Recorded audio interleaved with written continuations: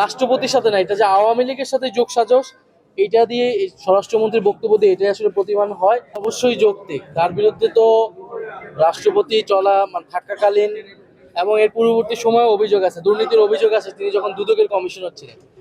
আমরা কিন্তু প্রেসিডেন্ট স্বৈরাচারী রাষ্ট্রপতি এরশাদ যখন পতন হয়, পতনের পরে কিন্তু তাকে গ্রেফতার করা হয়েছিল। ফলে এইটার নজির কিন্তু ইতিহাসে আছে।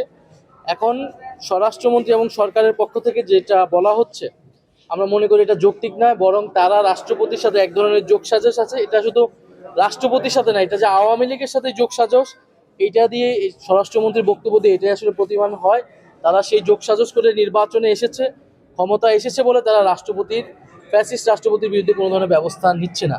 তারা নিবে কি নিবেন, এটা সরকারকে নিতে হবে, নিবে কি নিবেন এটার উপরেই স্পষ্ট হবে ফ্যাসিবাদ সম্পর্কে তাদের অবস্থান কি।